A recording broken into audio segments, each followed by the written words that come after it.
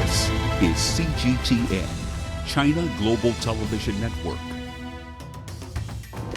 Leaders from the world's biggest emerging markets are in Johannesburg this week for the 10th BRICS Annual Summit. Top on their agendas are issues of inclusive growth and shared prosperity with the African continent. So as the bloc heads into the second 10 years since its formation, or as President Xi Jinping puts it, the golden decade, what will define its development priorities? And in a fast-changing world where multilateralism and free trade are faced with unprecedented challenges, what can BRICS countries do to safeguard the global trade order and bring prosperity for all emerging economies? I'm Beatrice Marshall from the BRICS Summit in Johannesburg. Welcome to Talk Africa.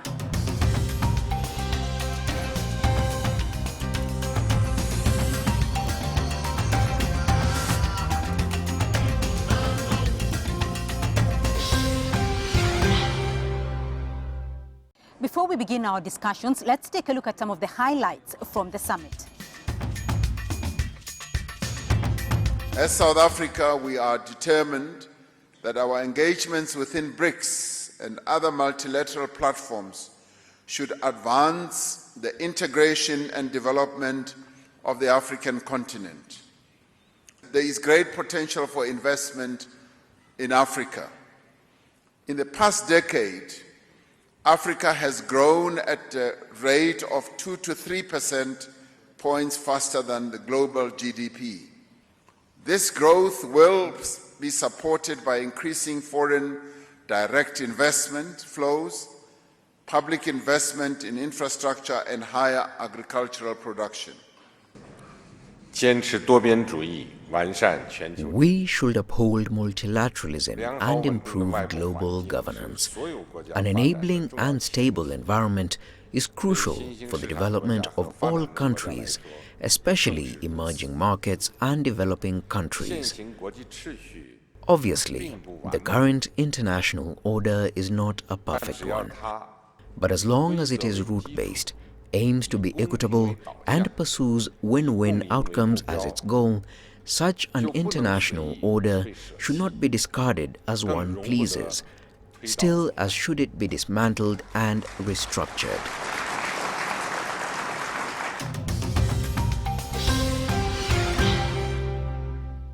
Now is the second time that South Africa is playing host to the BRICS Summit. Earlier this week, South Africa also received Chinese President Xi Jinping for a state visit. Two major high-level diplomatic events for President Ramaphosa's team. Well, at the summit, I spoke to Regina Mhaule. She's the Deputy Minister of International Relations and Cooperation, to expound on the significance of the two events.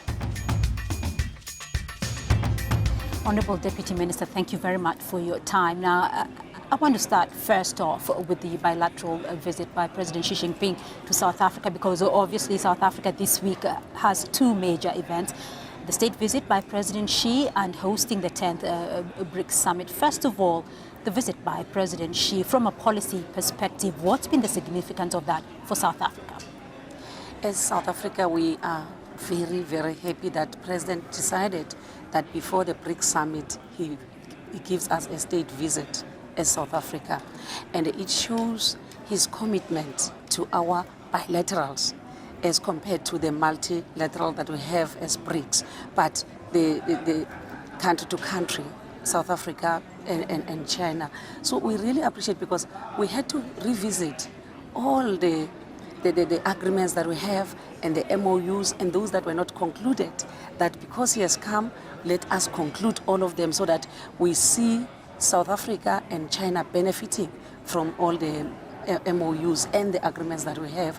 So we really appreciate as South Africa to host these two major events, because we are not taking it light that President Xi decided to come and pay a state visit to our country.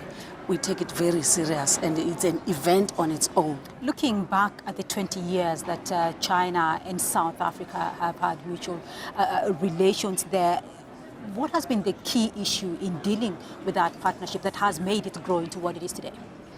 Yeah, you are very correct. As remember, on BRICS, we are celebrating 10 years. And on the bilateral of China and South Africa is 20 years. And when we look back and what where the benefits of our mutual relationship, it tells a lot, because we both countries are benefiting on trade. We are trading with China on many other things. I can name even, remember, South Africa is the only country that is exporting red meat to China. And to us, that's a key milestone, and it helps our indigenous and the farmers that are still coming into this industry of agriculture. And we really, really appreciate, and we're looking forward to it to grow, that let these farmers know that they are not farming in vain. There is a market, and China is opening that market. And also, the trade that China has with South Africa is not only benefiting South Africa, it's benefiting even other African countries. Remember, in the SADC, the main entry point is South Africa, and then it makes all other countries to benefit. That's why President Xi, before coming to South Africa, he wired all the other African countries which are more to the south, that whatever agreements that we reach and MOUs that we sign should not only benefit South Africa, but must benefit all the southern part of Africa. Now, talking about BRICS, South Africa is hosting the BRICS summit for the second time, first in 2013 and now 5 years later in 2018. Talk us through the benefits that South Africa has seen, or the development or the effects that South Africa has achieved by being a member of the BRICS body. There's one key milestone which I can mention, the BRICS Bank itself. It tells that our leaders are not just talking for the sake of talking, or it's rhetoric, but there is something that we can see. And when you look at what the bank has already done, the billions that has been given to even ourselves as South Africa, our ESCOM, you see that the Durban port, which is a product of BRICS, and we say other African countries must also benefit. It shouldn't only be the 5 countries that benefit from the BRICS Bank, but other African countries who will want to use this service are also allowed to do so, because an inclusive growth, you cannot grow as one country and leave your neighbors, and shared prosperity, which is the theme. The theme is BRICS in Africa, and it covers for inclusive growth. And the inclusive growth, it tells that South Africa should not aim to grow alone. It must take the other African countries in. The BRICS and Africa theme for this year has a strong African component, and we're going to see a lot of other African leaders also being a part of the summit this year. Why does South Africa feel that it is important to draw in other African leaders or other African countries into the summit? If you are genuine enough, you need to make sure that when you grow with your neighbors. And that's why, as South Africa, including China, it's our feeling that let the African countries benefit from BRICS, and also in the long run, maybe part of BRICS, because BRICS is not only static, that is meant only for 5 countries.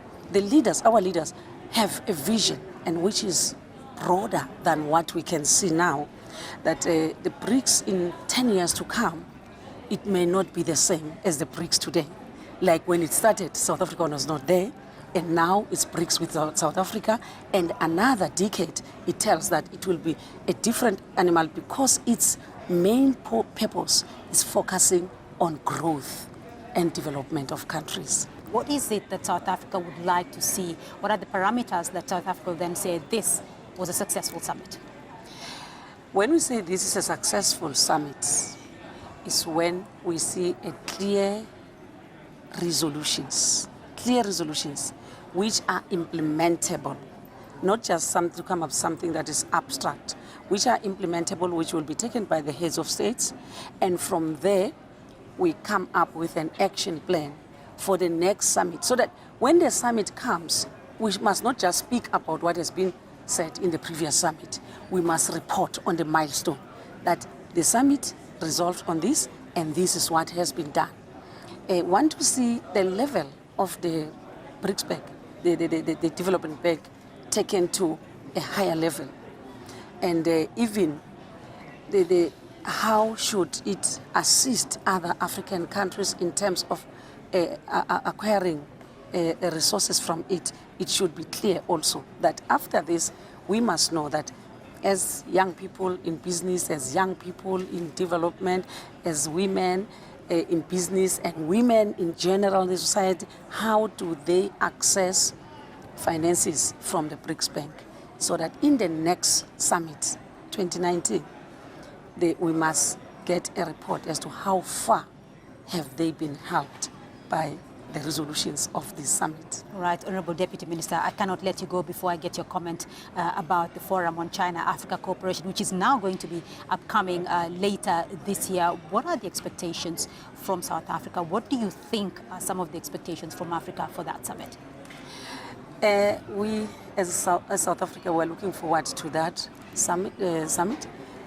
We are going to attend. We are going to be led by our Minister for Trade and Industry, and we are going to participate. And I believe that not only South Africa will be representing African countries, we also appreciate that China in particular has indicated that they are going to support our investment summit, which the President said he's going to call for investment. And what we appreciate the most is that China has already moved a step even forward than South Africa on the support of the investment summit, on the support of the call by our president to raise these billions that he wants to raise to curb the unemployment by our young people. So it shows that there is a serious commitment from China. It's not just a relationship, but it's something that they want to see it moving forward. So we are looking forward to the two events that are going to take place. We are coming in South Africa, and we know that China will be coming, and South Africa will also utilize the opportunities that are created by the summit in China. All right, Honorable Deputy Minister, thank you very much for your time. Thank you.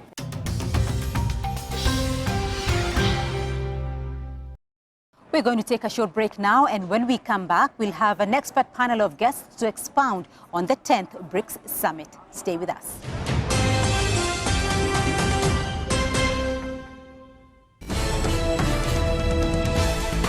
China Global Television Network. From broadcast centers in Beijing, Washington, and Nairobi. A unique global perspective. 6 channels and a video content service. News when you want it and where you want it. On TV screens, websites, mobile platforms, and social media. CGTN. See the difference.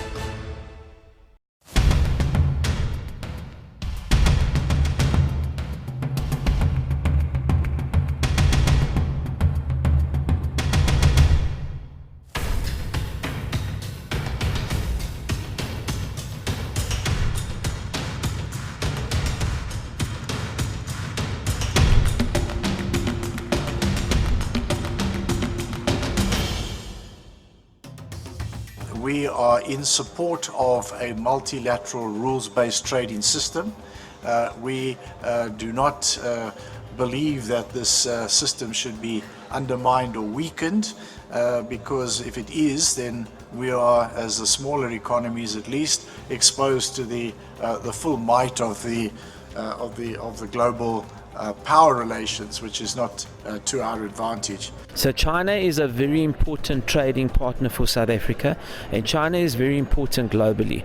I think we're living in an age where we're starting to see new geopolitical alliances and formations.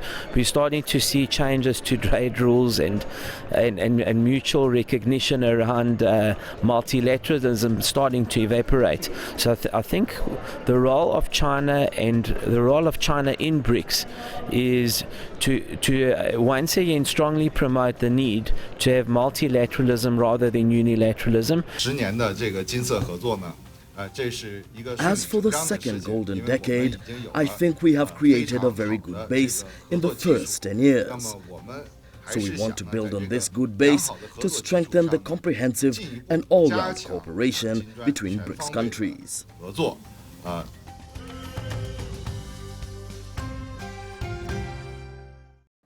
Well, that's some observation from the 10th BRICS Summit. Welcome back to Talk Africa. Now, to further unpack this year's BRICS Summit and what it means for intra-BRICS and BRICS-Africa relations, I'm now joined by Mr. Leslie Marsdrop. He's the Vice President and Chief Financial Officer for the BRICS New Development Bank. I'm also joined by Dr. Iqbal Survey. He's a chairperson of the BRICS Business Council South African chapter. Gentlemen, thank you for joining us here on the program. Mr. Marsdrop, let me start off with you here because President Xi Jinping in his remarks recently said the next decade will be a golden decade for BRICS, a concept that he first brought out in Xiamen in 2017. So why does he describe it as that? You know, last year Xi Jinping raised the concept of BRICS Plus. This year it's been called BRICS Outreach. So clearly the next phase of the BRICS development is the expansion to become a bigger voice for emerging markets. Africa was a big part of the conversation this year. It's all about deepening trade, investment, cultural, people-to-people, all these collaborations to ensure that the voice of BRICS is magnified. President Xi Jinping also covered a couple of other themes yesterday. Two key ones I want to highlight. One, making a strong defense for multilateral institutions, a strong defense for institutions that represent global trade like the WTO, and warning us about the dangers of looking inward, of having inward-looking policies. So, and thirdly, he spoke heavily against protectionism because the world has benefited from globalization. There has been downsides from globalization, and he's also therefore emphasized the importance of inclusive growth, looking at growth that's sustainable, which is something that is part of our narrative here in South Africa, I know, and many of the other BRICS countries as well. Dr. Survey, though, do you see the platform that has been created by BRICS over the last 10 years? Do you see that as now able to propel the BRICS group into what President Xi is describing as the golden decade? There's no question that we've now reached a tipping point of the BRICS grouping. The first sort of 10 years of the cooperation itself of the BRICS grouping was to establish the principles, the frameworks of cooperation, actually get to know each other better. From the business point of view, the last 5 years was about setting up the infrastructural support mechanisms, the working groups, getting alignment in terms of policies. Now we've done all of that and we're really ready to take off. So I do agree with what President Xi Jinping has said, that we are now heading into the golden era of the BRICS. Yeah. Right, but South Africa, though, says that under its chairmanship is going to be pushing for a full optimization of the new development bank. What's the progress so far? So, as Iqbal has just mentioned, 5 years ago, this was a concept discussed in Durban when the BRICS Business Council was formed. 3 years ago, the bank opened its doors. Today, we have closed 23 infrastructure projects. We have a total loan book of $5.7 billion. We now have more than 130 staff. The next phase of our growth now, we're going to be lending to the private sector. So the bank is going to play a significant role to stimulate infrastructure development in our countries. And infrastructure, as you know, is a major component of economic growth. Right, Dr. Survey, a big theme here, a big focus has been multilateralism and promoting globalization. What does that mean, though? Because the world and the global trading system now is vastly different from 10 years ago when the BRICS bloc started out. What does this mean for the BRICS group trading with Africa? Well, I think one of the points is that all the leaders in the summit came out against trade tariffs, in particular those that are being imposed now by the US. So what we're asking for is a tariff-free environment which will enhance globalization, enhance capital flows, enhance resource flows. This will allow the BRICS countries themselves, of course, to trade together with each other and invest better with each other. For Africa, that's particularly important because for us, we need the trade markets of the BRICS countries, which make up 41% of the global population, but more importantly, we need the investments into Africa itself. So they are very linked. So globalization and free trade for us as the BRICS grouping is really important. And for Africa in particular, with tariffs, Africa is often the continent that suffers the most with tariffs because it isn't able to protect itself. And as an example of this, Minister Rob Davies spoke about the US imposing tariffs on the automobile sector without even consulting us. And we now have to go back and try and get that overturned. And I can just imagine how many other African countries would be suffering from these kind of tariffs. So we really require tariff removal, free trade flows, in order to allow Africa to actually grow. Right, but many will be asking on the continent, though, that why should emerging economies support globalization when some of the advanced economies are, becoming protectionist? I mean, firstly, as you know, globalization has produced enormous economic benefits to the world. Let's just take China and India, those two countries. In China's case, more than 600 million people have been lifted out of poverty over the last 3 decades of sustained economic growth in that country. And it was not just done by China, producing goods for itself. It was done on the back of China becoming a huge global manufacturing base, exporting to the rest of the world, Chinese economy becoming more integrated with the rest of the world. So globalization has produced enormous benefits, which is why President Xi Jinping is now saying we've got to defend globalization and free trade because it is the best chance for us to develop emerging market economies. Emerging market economies, as you know, are now becoming the biggest contributors to global growth, and that is the trajectory of the world now going forward. The biggest economies in the world in 2040, 2050, over the next 20, 25 years, will be emerging markets. Africa is looking for investment, and during the week we also saw India's Prime Minister Narendra Modi in several African countries. When it comes to BRICS doing business in Africa, though, how can Africa be an opportunity for complementarity, not competition, for the BRICS economies? Well, I think in the first instance, Africa has significant resources. So what we should be doing is asking the BRICS countries, other than just buying African resources, to also assist with the industrialization of the African economy. So investments into industrialization are important. Secondly, beneficiation. If you look at the technologies in the world today, many of them use very important minerals which come from Africa. And I'm not talking about gold and diamonds and coal and those kind of things. I'm really referring to things such as lithium, iridium, the copper. These are essential elements in the latest technologies. And what we need, and crystals, is very important that Africa needs to beneficiate those resources. So I think that's the complementarity that we expect from the BRICS partnership. And it must be both a combination. It can't just be trade, because Africa right now is at a disadvantage in terms of trade. It is not able to export, other than resources, finished goods into the other BRICS countries. It has to be about investment. Right now in Africa's trajectory, our investment requirements are around industrialization, manufacturing, energy, etc. Those are the kind of things that we need to, infrastructure, those are the kind of things that we need to make sure that we do well, so that we are then able to reindustrialize much faster over the next decade. So how is the bank, though, assisting African countries, particularly in terms of its infrastructure development, because China is a big lender for infrastructural development on the continent? Sure.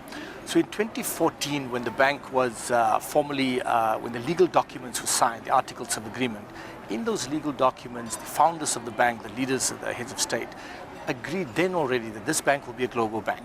We are starting out with the BRICS 5 countries, and we are traveling on a journey. In this journey, various new emerging markets and developed countries over time will join the bank. The leaders will decide on the exact timing, when is the most appropriate time to open up the institution fully. At this stage, the bank is focused on lending to the 5 BRICS countries, but at the same time, we're wanting to stimulate regional economic integration or regional connectivity. So the projects that we want to support, we hope will have spillover and will have multiplier economic benefits in the region. So we are very keen to identify infrastructure projects that, for example, let's take power, that is not just focused on South Africa, but that is also focused on the region. We already have regional infrastructure projects in SADC, as an example. We import electricity from Mozambique, for example, through the Kawarabasa line. Right, Dr. Iqbal, what would you like to see, though, from the bank when it comes to lending to other African countries, aside from South Africa? Well, what I would love the bank to do is lend mostly to Africa, and make sure that they assist Africa, in fact, African companies, African state-owned enterprises to develop projects that are feasible. So I think besides the bank actually lending, it should set up a mechanism to assist African countries in terms of feasibility studies, in terms of project frameworks, those kind of things. I'd like to see the bank lending to the African private sector. I know that the bank is going to do this in the next couple of years, but maybe they can accelerate that as well. And of course, one of the issues for us is the banks buying bonds in local denominated currencies. We'd like to see the bank issuing bonds in rands, for instance. So I think as Africans, we have both as South Africa our sovereign interest and as Africa our continental interest. And we'd like to see the bank playing a far more active role. But I believe in time the bank will. I know that the President spoke to me soon after our presentation to the President, and he had committed to the fact that the new development bank will invest at least this year $1 billion into South Africa, and then next year another $1.5 billion. And I'm sure over and above that, they'll probably invest a few more $1 billion into Africa itself. 10 years down the line, where do you see the BRICS bloc, and is there a future in that BRICS grouping for Africa? I think that BRICS is now firmly embedded or established itself as the voice globally for emerging markets. If you listen to President Xi Jinping's speech yesterday, he placed great emphasis on, firstly, the achievement of BRICS of the bloc, the sort of specific goalposts and the milestones that are important for the success of BRICS. But he spoke much more about developing countries, emerging markets, articulating the aspirations of the broader developing world. So it's now moving beyond just a bloc of 5 countries and trying to get a greater voice in all global issues for emerging markets. And again, I think it's important to say, he emphasized also, this is not about creating alternative universe. This is about changing the power structures in the world so that all of the institutions, whether it be the World Bank, IMF, whether it's World Trade Organization, UN Security Council, all the global institutions that govern needs to represent the economic clout of emerging markets who are growing and becoming a force to be reckoned with. Right, Dr. Survey? BRICS has come of age. There is no question, I agree with Leslie, that we are seeing the fruition of many, many years of hard work. I think the golden decade is about to appear in front of us. But we must not become complacent. From our point of view as Africans, we have to make sure that we position ourselves to get the benefit of BRICS. And we must make sure that we take it very, very seriously. In a way, we've been given a gift to be participating in the BRICS grouping. It's a really, really important step for Africa. We must grab it. And we must not listen to what other people say. We must look after our own interests and our own people. Africa in particular has got so many young people. 60% of the continent is young people. And young people need technology, young people need jobs, young people need to be incorporated into the 4th Industrial Revolution. BRICS is the best way to be able to do that. And the way we do that is by having young people going to different BRICS countries, learning the different skills, coming back to Africa, implementing those skills, and allowing Africans to participate in the global economy through the skills transfer. That is the future. I think BRICS is going to be great for Africa. I think we're going to see the best is yet to come. All right, Dr. Survey and Mr. Marsdorp, to you both, thank you very much indeed for your perspectives. Well, that's all we have time for this week on Talk Africa. A very big thank you to our panel of experts. Mr. Leslie Marsdorp, he's the Vice President and Chief Financial Officer for the BRICS New Development Bank. Also with me, Dr. Iqbal Survey, he's the Chairperson of the BRICS Business Council. Well, remember, you can be part of the conversation online through Facebook, Twitter, and YouTube. And do join us again next week for more Talk Africa. From me, Beatrice Marshall, from the BRICS Summit in Johannesburg. Goodbye.